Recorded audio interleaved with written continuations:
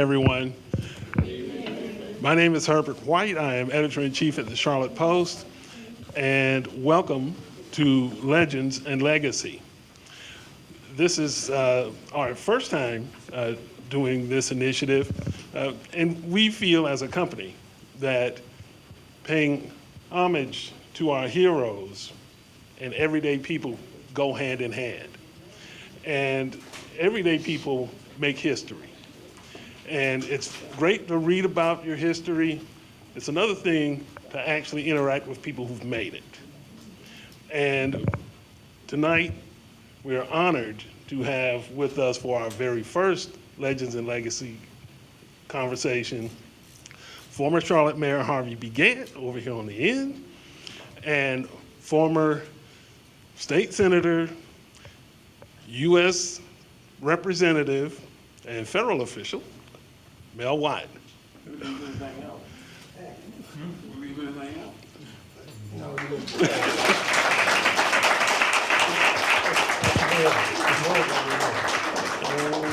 And for those of you who may not know, obviously we're talking politics for this particular installment of Legends and Legacy.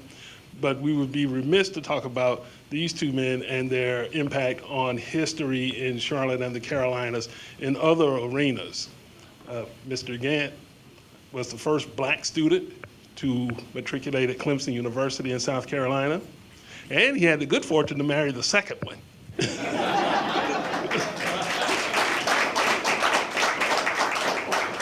And Mr. Watt here is Charlotte born and bred. Former Wapiti, is that it? Wapiti. Absolutely. York Road High. York Road. And was a 1970 graduate of University of North Carolina's Law School. No? You 1969? It was in there somewhere. Wrong school. Oh, Yale. I'm sorry. You undergrad at UNC. Yeah, that's right. Got it. Law school at Yale. So, very brilliant. And still remembers his alma maters. That's good. And so, to that end, we appreciate you being here to help us mark Black History Month. And I will turn it over to Gerald Johnson, our publisher, and we will be respectful of your time, and we will have you out of here in a decent hour. Promise. Don't make promises. I will keep mine. Thank you all for coming out this evening, and thank you all for coming out to help tell your story, because we're going to make it up and you all can clear us up as we move forward, okay? But I want to start off with a simple question. As we go through this, we're going to get to a point where we're going to allow you all to ask questions as well. And by the way, I'm the CEO and publisher of the Charlotte Post Publishing Company. And the first question, you all have been tied at the hip for a while. I want to know how that got started. And so let's start off by telling us in terms of how you all became a pair, in politics especially. Give us a little history of how that got started. Either one of you can start. We're going to make both of you tell the story. But Well, Melvin, first of all, good evening. it should. Hello.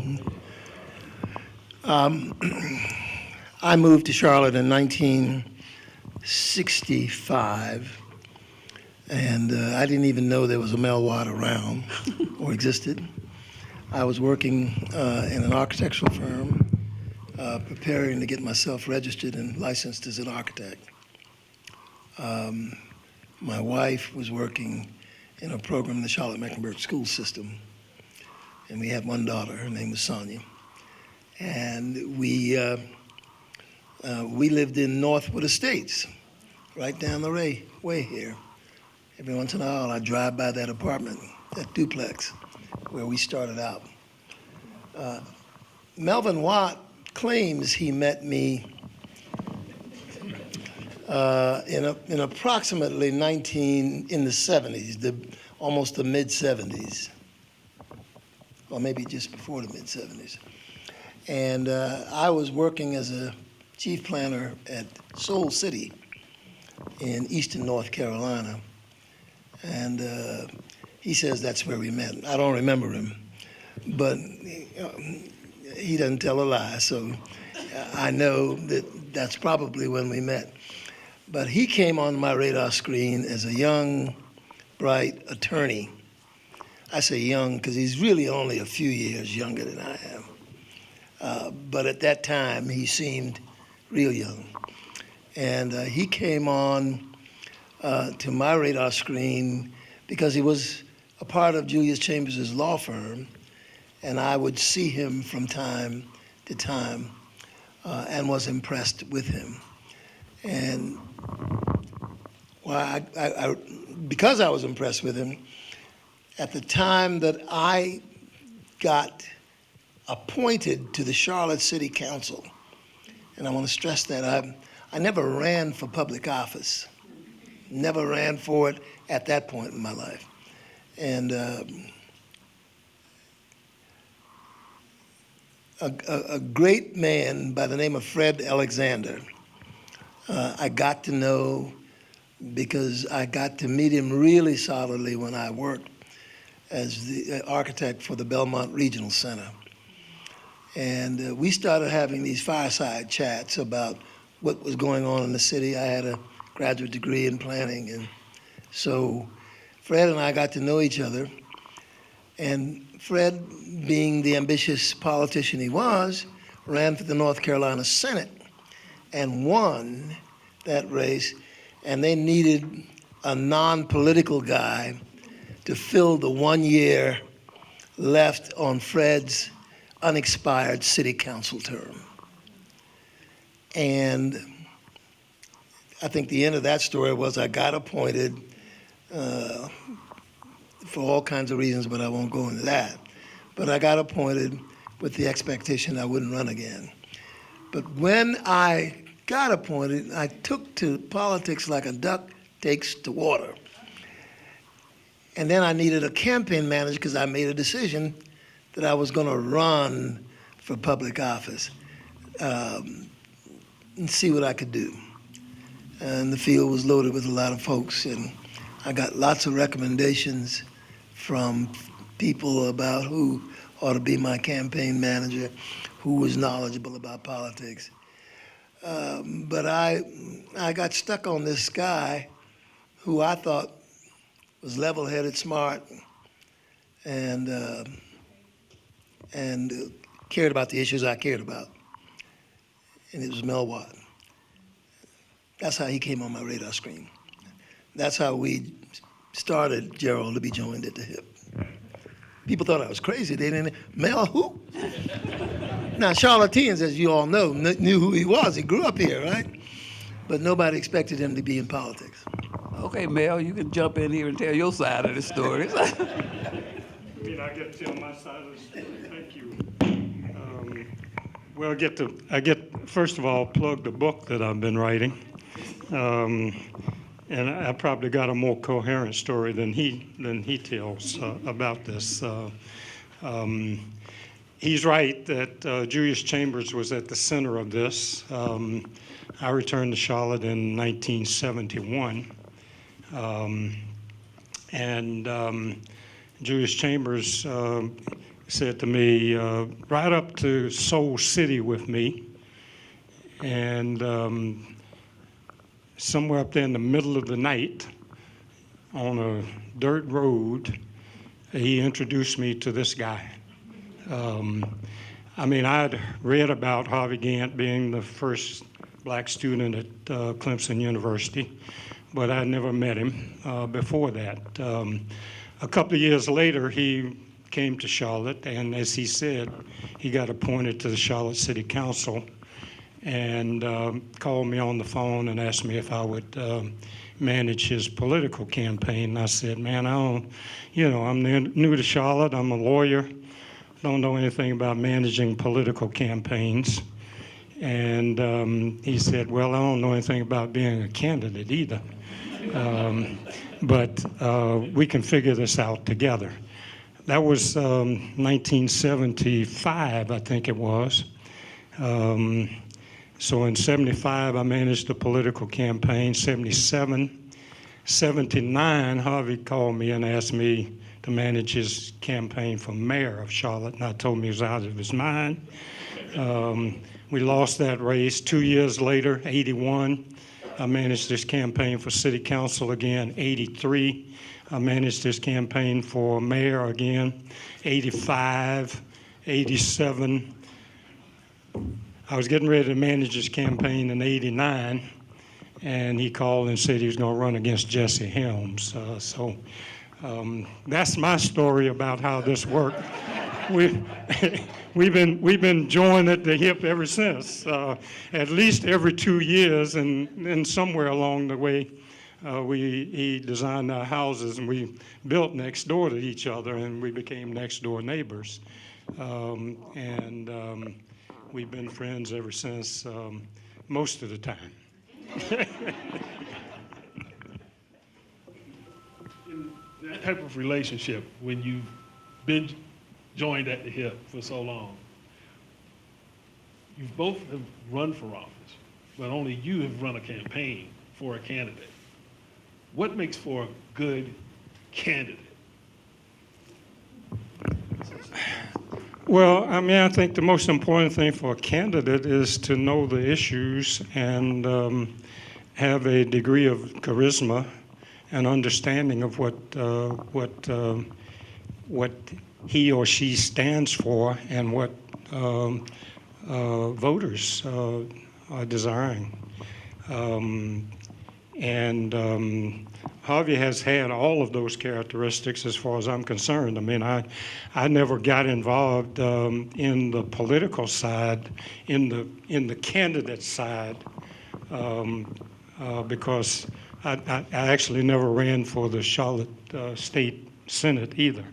I replaced Phil Berry and served one term, and then I got out. And so the first political campaign that I was in as a candidate was in 1992 when I ran for Congress, and I did that only because I couldn't talk Harvey into running for the House.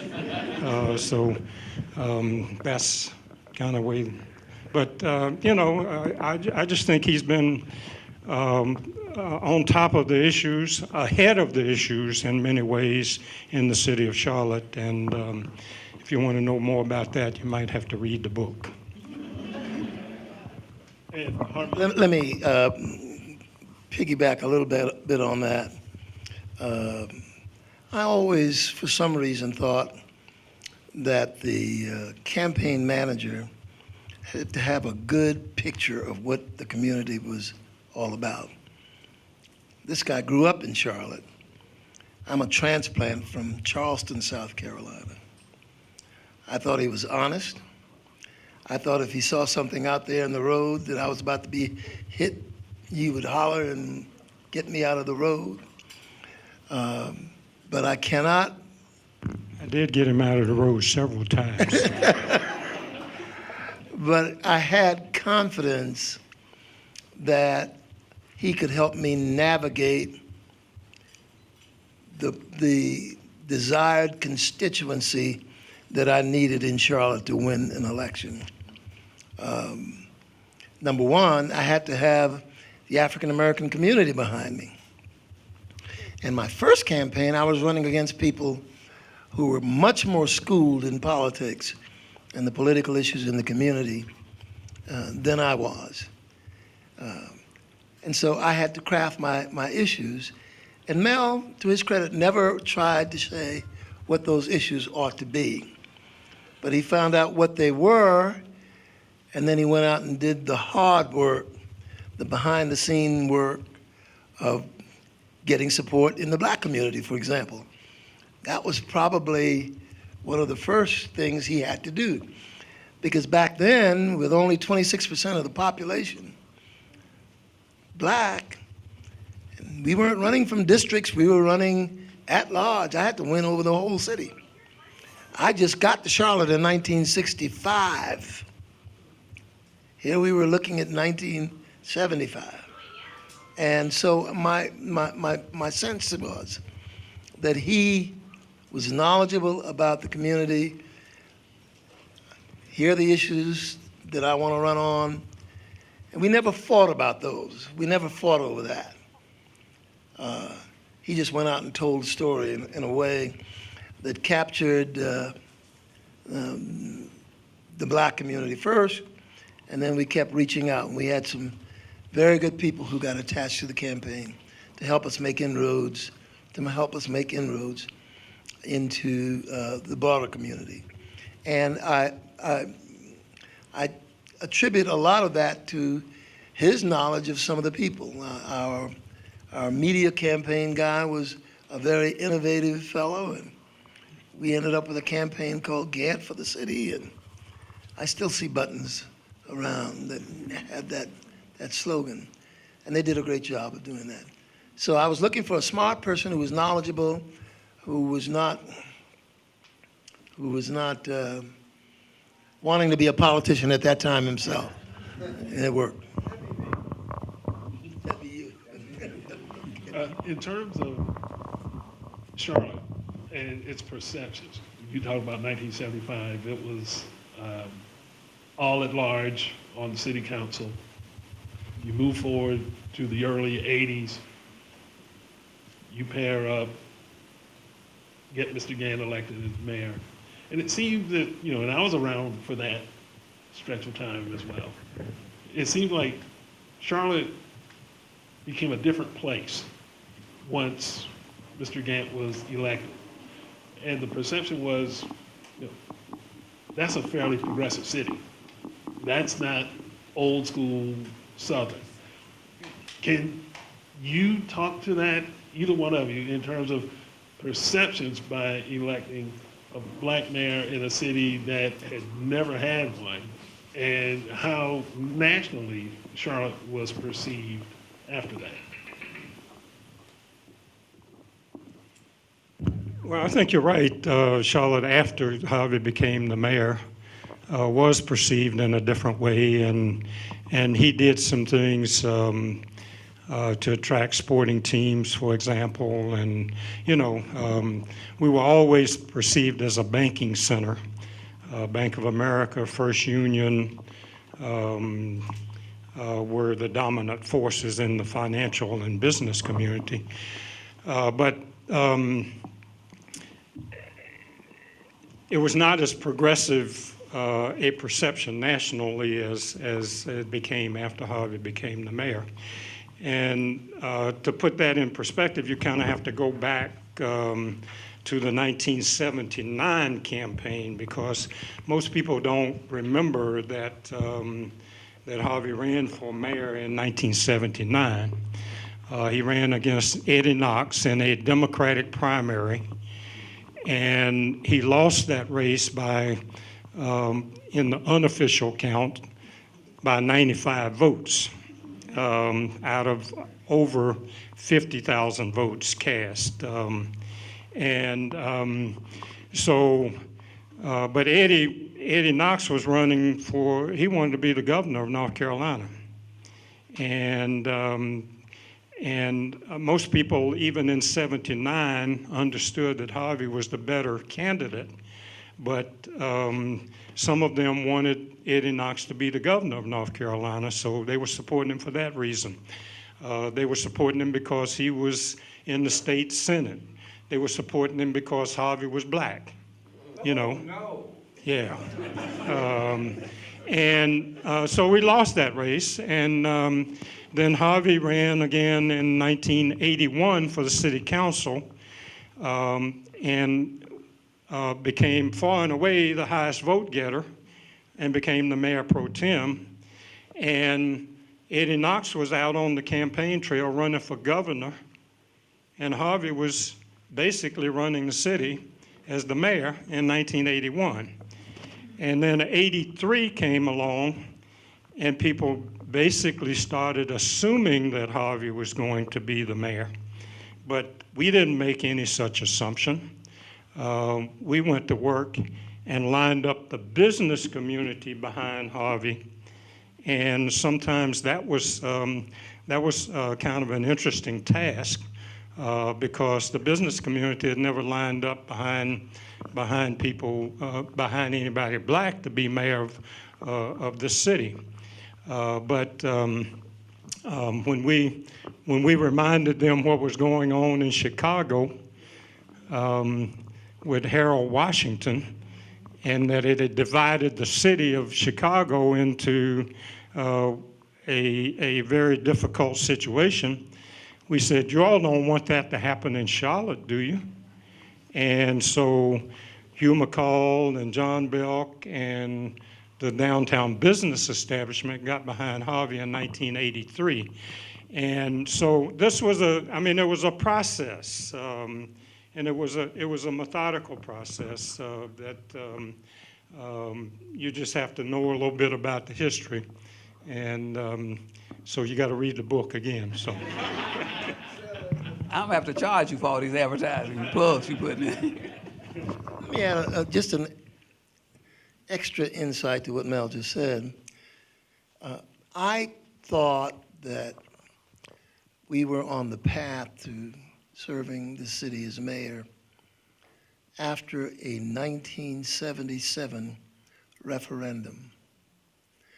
I bet you most of you wouldn't even remember that, those of you who are old enough to have been adults in 1977. And that was, the city council was made up of 7 members. In one case, on the county commission, I think they all went to the same church. Winning an at-large election was very, very difficult and expensive. And Fred Alexander won his seat because we did what we call single-shot voting. We didn't vote for anybody else, we just voted for Fred. And there were enough votes that brought him in 6th or 7th or whatever, but he would always be assured of elections. But some of us, a few of us on the council, recognized that this needed to change. As I sat on the city council, I saw citizen after citizen come before the council, and in many cases, we ignored their pleas for various kinds of things they wanted to have. They felt they weren't being represented. And Betty Chafin-Rash and myself pushed the idea against the majority of the council, believe me, if this made any sense. We pushed for district representation, okay? And I think in the long haul, we got some benefit out of that.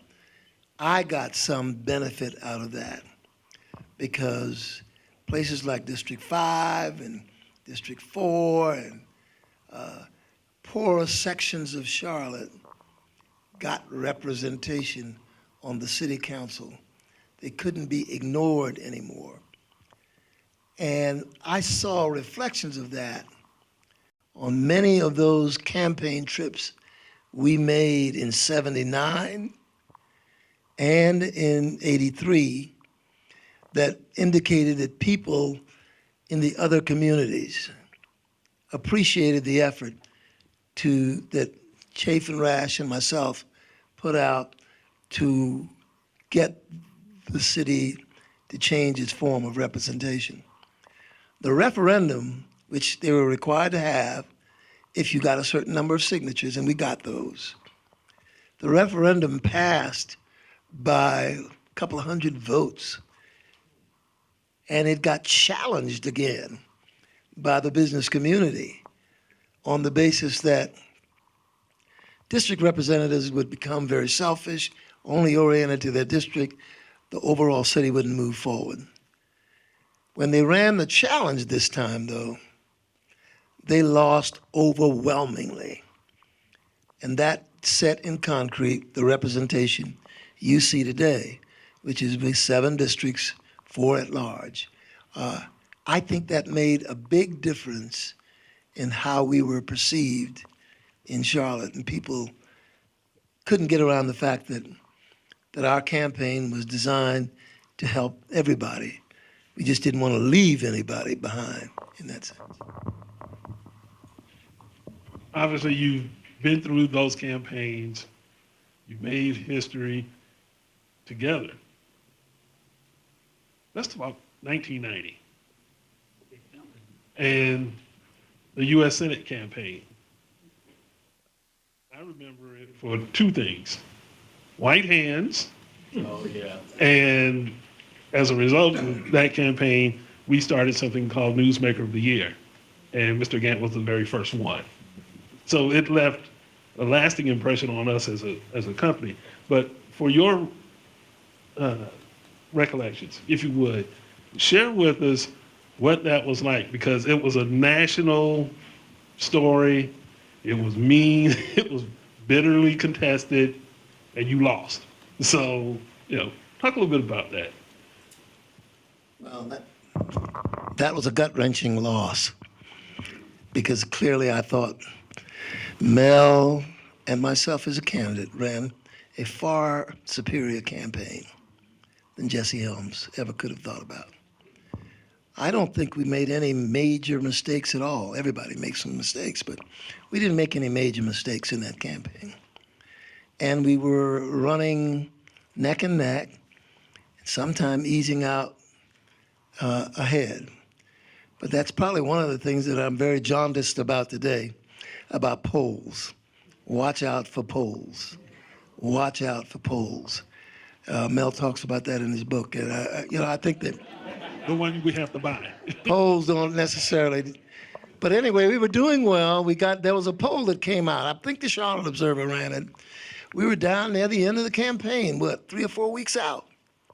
And we were excited because this poll finally showed us easing ahead of Jesse Helms. Before, people were very happy, excited about the fact that a black mayor in Charlotte was leading one of the arch conservatives in this country by 1 or 2 points, or within the margin of error, always just sort of hanging around. And there was always this group of undecided voters. Watch out for undecided voters. Okay, be careful. And anyway, the bottom line of this was the Helms ad comes out after I had made a rather innocent statement at UNC Charlotte about supporting a civil rights law that had just passed that dealt with, people called it quotas, but I called it affirmative action in favor of African Americans. Amazing, affirmative action is still eating at us today. We call it DEI. But Helms' campaign, folks, were smart. Credit to Mel and our campaign, they were actually befuddled. How could they get something that would excite their voters? And we had effectively inoculated their voters to the point where they weren't nearly as enthusiastic. They didn't think Jesse was running the right campaign. I think Mel called me late one night to say there's an ad out that has white hands balling up an application. It says you couldn't get that job because Harvey Gantt and others gave it to black people, and the hands were white, and everybody remembers that ad except for.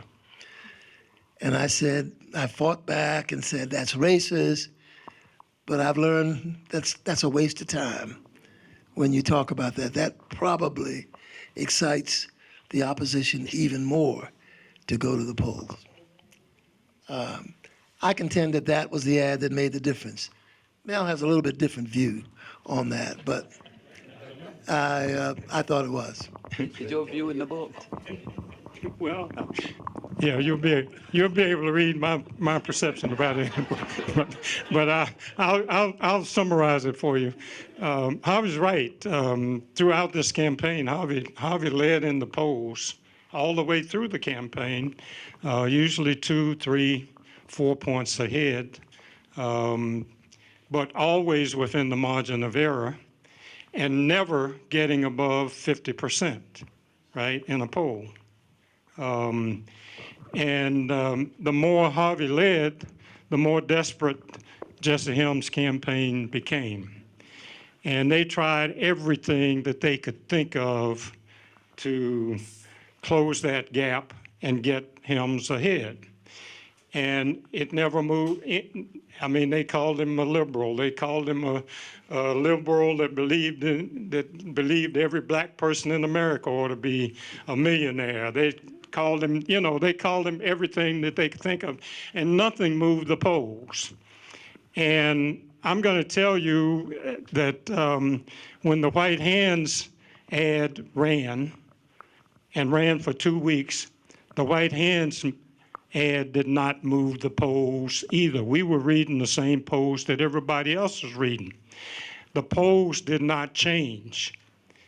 The last poll that we took on the day before the campaign, before the election, Harvey was ahead 47.5 to 44.6 or something like that. Harvey got 47.6% of the vote. Everybody else who said that they were undecided went for Helms. And I have never thought that it was the White Hands ad. Those people were just lying to the pollsters. They knew who they were going to vote for. We had spent millions and millions and millions of dollars trying to influence them by the end of this campaign, and they were continuing to say that they were undecided. We got every vote in the poll that said they were going to vote for Harvey.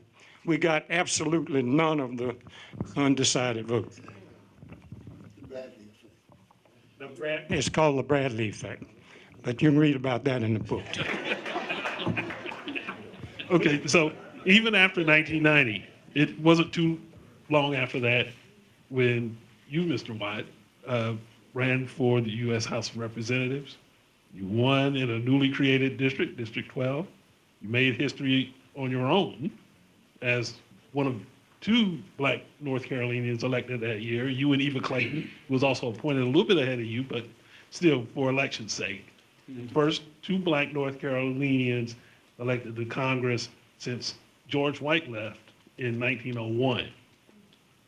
Talk a little bit about your Washington years.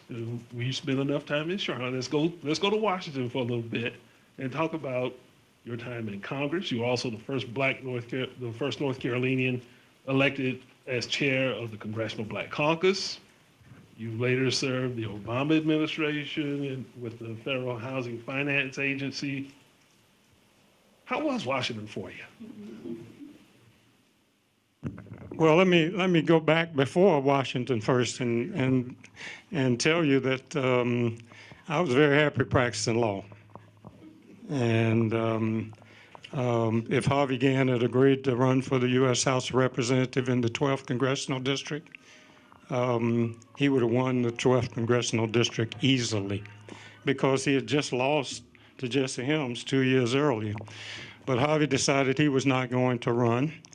And we had, he said, why don't you run? And so we ended up with 4 candidates, one from Durham, Mickey Michaud, one from Winston-Salem, Larry Little, one from Greensboro, what was his name? Earl Jones, and a Charlotte candidate, me. And so that was a contested primary because I think Harvey could have won it easily, but I'd never run for any political office. I'd been behind the scenes all the time. So, but I won. There's a lot in the book about that too. But anyway. And when I got to Congress, I went into a House of Representatives that had been majority Democratic for years. Now, a lot of the Democrats were Dixiecrats, remember? They were conservative white Democrats.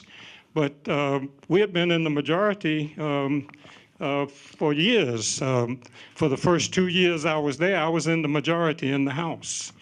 And then in that was 93, 94, in 1995, Newt Gingrich was elected. And that that really has changed the character of the nation. I mean, and people think that Trump was the first person that I actually think it was Newt Gingrich, because Newt Gingrich came into the House running against government. You know, all of these conservative people who didn't want government to do anything because they already had what they needed. They didn't need the government to do anything for them. And so in 1995, things started going south, so to speak. I mean, it just turned in a different direction. And they really have been going in that direction pretty much consistently ever since then. We had a 8-year hiatus, I guess, during Obama's 2 administrations, but that just made white people even madder, you know. And then Trump came along and made them even madder, or made them even more overtly willing to express the racism that was out there all along in this country. So we've just been kind of in a funk ever since then. So it became less and less fun to be a member of Congress because you couldn't accomplish anything. I couldn't accomplish anything. I mean, I could bring stuff home to the district, but when it came to policy things, it was very difficult to accomplish. And then when I got a chance to get out, I said, "Let me out of here. Go do something else where I can." But he did serve 10 terms. I did. I served 10 and a half terms. 10 and a half terms. 10 and a half terms. There's some stories about that too, but I won't tell. Those not in the book. No, actually, some of those are not in the book. Let me just tell you. I'll tell you. I was ready to get out of Congress, out of the House, 4 years before I got out, actually. And I thought that my logical successor was going to be Anthony Fox, right? I did too. You did too. Everybody did. And Anthony ran for mayor. And he became mayor of Charlotte, and he came and he said, "I know you're kind of holding the seat for me, but would you run one more time? Because I don't want to bail out in my first term as mayor. Let me run one more time." So I said, "Okay, I'll run one more time." So that was 2 more years. Then the next thing happened was Anthony got the Democratic National Convention to come to Charlotte. So then Anthony came to me and said, "I can't leave in the middle of the Democratic National Convention.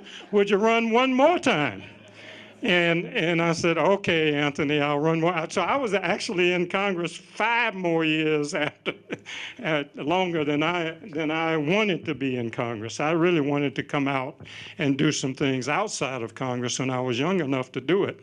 And Anthony kept stringing me along. And then he got appointed to become the Secretary of Transportation, and we still didn't get him elected to Congress. So that ain't in the book. None of that's in the book, right? Because I didn't want to out Fox. Now, you two obviously are very accomplished. You're very good friends. Do you two, when you get together, do you ever talk about your own legacies, either as a pair or individually, about how Charlotte has changed in the intervening years in which you serve, whether it's more black representation on city council or changes in Congress or Washington or whatever? Well, I'm going to tell you 2 things in response to that. Number one, I'm hearing a lot of things from Harvey today that I've never heard before. You know, I never knew the relationship between Harvey Gantt and Fred Alexander, for example. There's nothing in my book about that, right? Harvey and I just, we seldom talk politics. We're pretty much aligned. I think we think a lot alike about politics, but And I don't know what a legacy is. I mean, you know, you keep going forward, and you keep moving. So, and I think the second thing I want to tell you is I think Harvey, who has read the draft of my book, I asked him to read the draft of my book. I think he learned more about me reading the draft of the book than he ever knew, because the book is about me. It's about my life, and you know, I didn't know much about Harvey before he came to Charlotte, and you know, I've learned over the years some things about him. But our relationship picked up in 1972 or 73 when I first met him in Soul City, and picked up for real when I became his campaign manager. So we ain't talking about legacy. We are friends. I mean, you know, and Yeah, but I don't think he understands the definition of legacy. I don't know what He has created a legacy. He was elected as the first of two African Americans in 1992, and that was long after the gentleman that last served in the Congress that was African American, George H. White.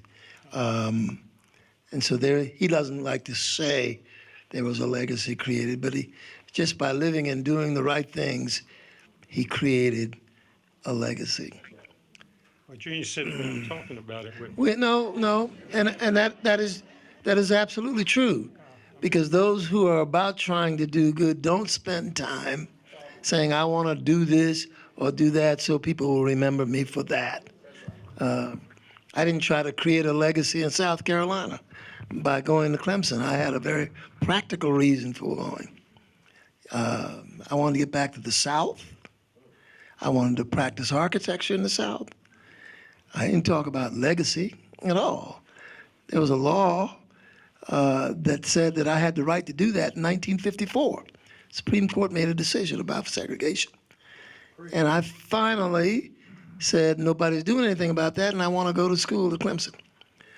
That wasn't saying, I think it's time to create a legacy. When I ran for mayor, I wasn't trying to create a legacy. I wasn't thinking about, when I went to talk to him about the campaign, man, we ought to do this so we can say we as a team won the mayor's race and we were the first. You know what? I went to school, prepared, studied city planning, worked on the master plan for 1968, was a part of that team to develop that plan. When I got on the city council, I saw an opportunity, not a legacy, but an opportunity to actualize some things that were good. So a lot of the Charlotte that you see today is the Charlotte that we planned back in 1968. Downtown being what it is, with the Hornets, with the stadium, with high-rise apartments built all over downtown, with roads leading in and taking people out. That's all a part of a master plan that was done earlier. But doing it, we weren't talking about, you know, if I can get this thing through, we are going to create a legacy. I think people who worry about legacies don't ultimately create them at all.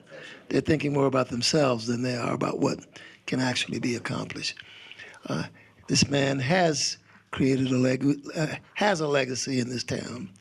And I guess I can look back and say, yes, there was one for me. But when we're doing those things, we don't talk about them and plan it on the basis of that. If anything, you know what gave me, somebody asked once, what's the greatest satisfaction you've had while you were serving on the city council? And I told them about stuff they'd never heard about before.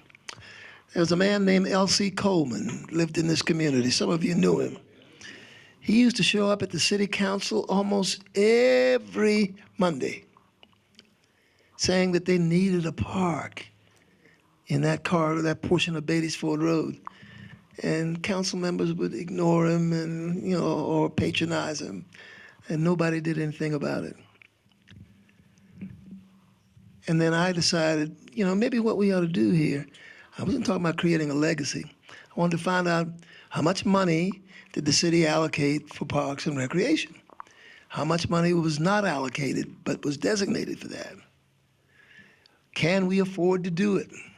Is there another project in front of that? And then I got before the council and said, this man's been coming down here for 2 years trying to get a park for his children in that neighborhood. Why are we ignoring him? Council changed its mind. Park got built. Park is still in existence today. Not a huge park, but that was great satisfaction to me. It's not a legacy. It was just something that needed to be done. And if you took the time and tried to investigate how you could get it done, you can get it done. Okay? Now that Harvey has told me what a legacy is, Now you understand. now that I understand what a legacy is, I think he's right. The things that I'm proudest of in my service in Congress probably are things that that very few people in this room would know about. One of them, every time you drive up Interstate 85, you ride across the widened part of 85 across the bridge, right there at Salisbury. You remember how narrow that bridge was and dangerous it used to be? Well, you know, that wouldn't have happened if I hadn't pushed it. And very few people understand that because the state legislators and the governor of North Carolina took all the credit for it, but we spend most of the money on it at the federal level. The second thing that I was proudest of was the veterans of North Carolina were down to their last 5 burial places at the Salisbury Veterans Memorial Cemetery. And I talked my good friend who was the Secretary of Veterans Affairs into giving us just the most beautiful new cemetery site on the VA hospital site in Salisbury that will serve the veterans of North Carolina and when they die for 100 years to come. And I bet ain't nobody in this room who ever knew about that. So, I mean, if you're talking about things, I mean, and I wasn't doing it, I didn't even know what a legacy was. I just told you I didn't know what a legacy. But if those are things that are legacy items, those are the things that I would want to be proud of. I want to be proud of the light rail system in Charlotte that Sue Myrick and I worked on together to run the first leg of into downtown Charlotte from the south. And then Sue Myrick bailed out on me when it came time to run it out to the university and got the, I don't believe in earmarks. Remember earmarks? I don't believe in earmarks anymore, she says.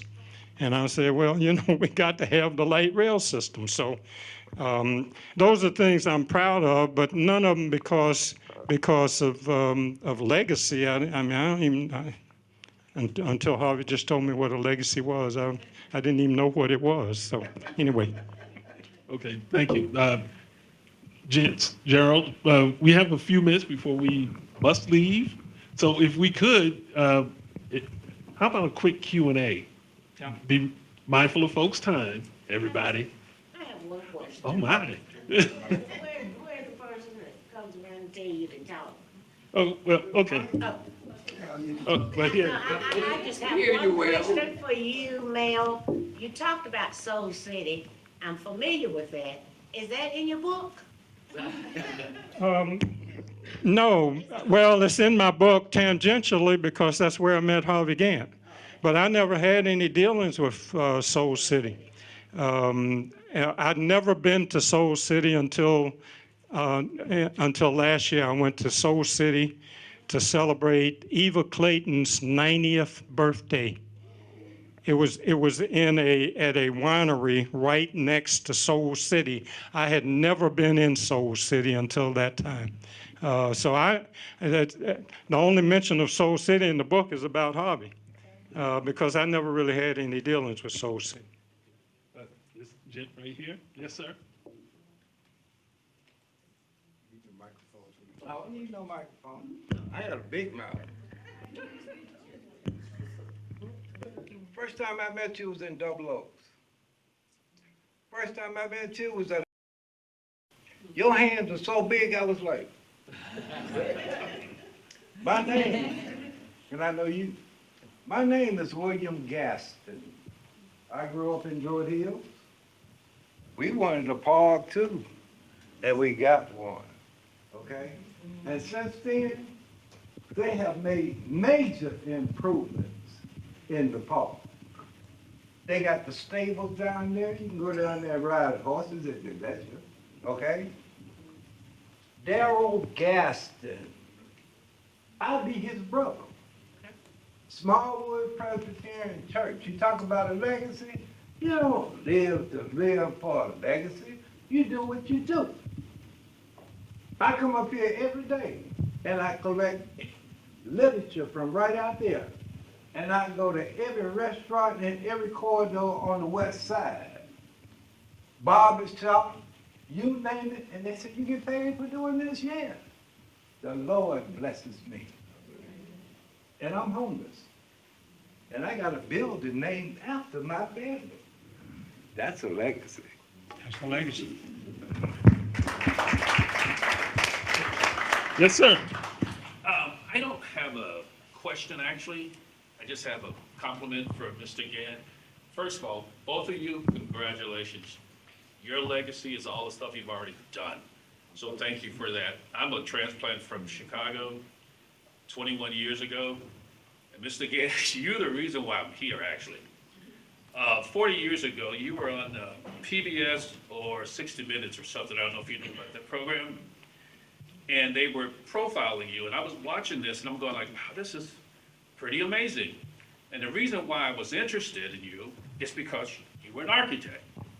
I wanted to be an architect. I didn't become an architect. I wound up going to Marquette. I finished Marquette and went into the corporate world for 20 years. Worked for a Fortune 50. Afterwards, started my own businesses for 20 years. I just retired last year. I probably encourage about 330 people to move to Charlotte. I don't even know most of their names. But every time they would ask me, why did you come to Charlotte? Harvey Gantt. Have you met him? No. To a person, about 100 people over the past 21 years that I said Harvey Gantt got me here, they said, well, you ever met him? No. He would love for you to tell him that. I'm like, okay, I'll meet him. So 21 years go by, I just happen to see this, and I say, you know what? This is my chance. I'm retired. So I decided to come. I just want to thank you for, getting me here.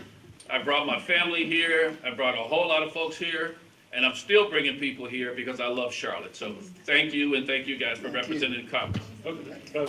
The gentleman in the Clemson Tiger Chief shirt. Very similar to him. I went to Clemson because of you, Mr. Gantt, and you know that because you got to do my master's thesis back in December 2020, so I want to thank you again for that. Actually, 2 weeks ago, I actually first visited Soul City out in Warren County. I just moved from Henderson, and it was envisioned by Floyd B. McKissick, backed by Richard Nixon, ultimately killed off by Jesse Helms. We all know all too well about Jesse Helms.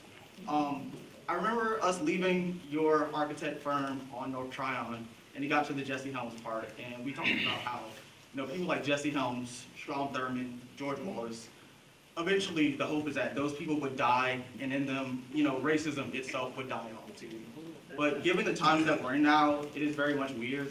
And so I wanted to ask you, about the realization of dreams deferred and, hope for tomorrow, because, while you did still lose to Jesse Helms twice, that still at that time inspired a young biracial student, a law student in Chicago by Barack Hussein Obama, and he has that, iconic picture in a very Superman-esque way, Gantt for U.S. Senate. So could you speak to that? You said a lot. You gotta be a smart kid because you graduated from Clemson. So let's say that.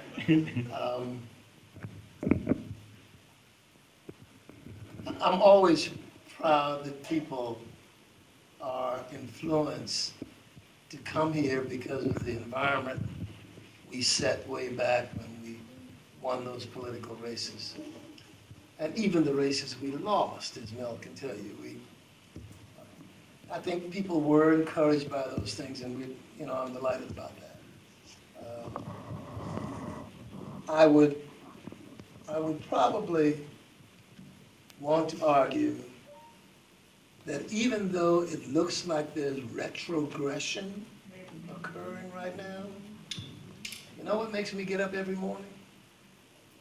Is I remember when I was a little boy living in a very segregated Charleston, South Carolina. And what my parents kept doing, which was to encourage me every day, start with the basics, all of my sisters and me.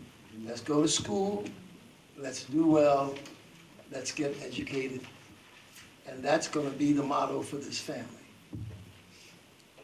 And when I put that in a larger perspective, as I got older and read about the history of African Americans in this country, what I saw was 400 years of moving forward, and then somebody tries to push us back. But what happens? We never stop moving forward. Yes, sir. What I say today when people talk about making America great again means that at one time it was great for somebody. Wasn't that great for us? But we'll never go back. Our history suggests they can't take us back. I don't care who gets elected president. And we've had some setbacks. We got out of slavery. We had a president, wonderful president, passed the 14th, 15th, and 16th Amendments. And then what happened? The Reconstruction years of Jim Crowism, separate and unequal facilities and everything else. But we didn't stop fighting. We didn't stop. And so when I think of what has happened in the last few months, I'm not discouraged. I'm encouraged when I see people like you, because I'm getting old and may not be able to fight that battle as vociferously as we fought it in these years. I guess that's why we're both here. But I'm depending on younger people to not get discouraged and to remember our history and how we have to keep pushing forward. I'll just say one thing. I agree with everything he said. And I've been saying this to people who keep telling me, I'm looking for a place to.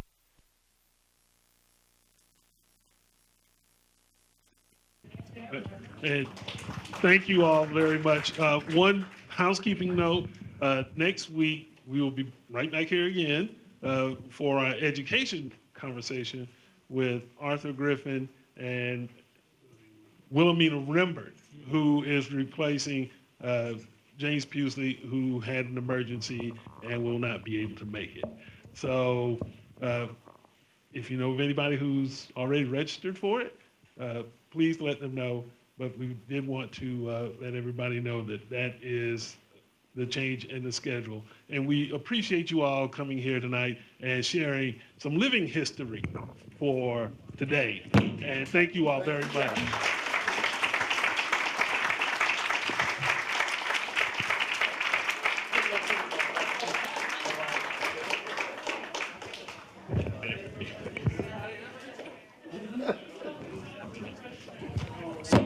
You know I was gonna say, your legacy is 46. You did 3, 4, 6, but like I've always been one of my favorite This is critically a lot of these. So I like it.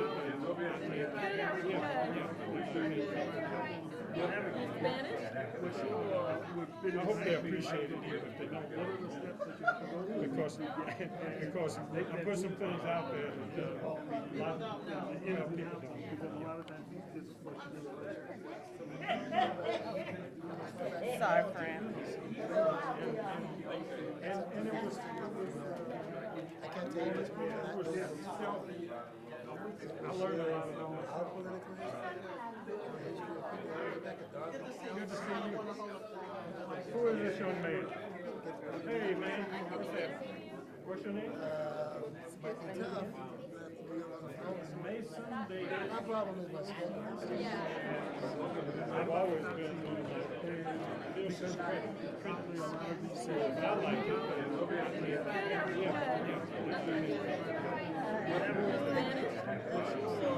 I hope they appreciate it here. If they don't, what are the steps? Because I put some things out there. I put it on the front page of the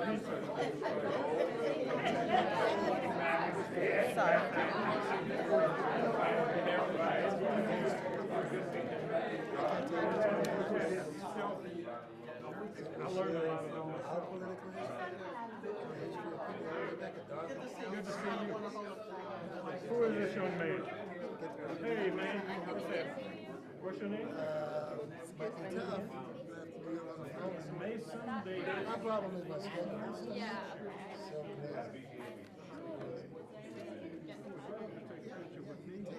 With you. I enjoy seeing you on TV and I enjoy seeing you in person. Can I get a picture with you? Oh, good. If I said no, what would you say?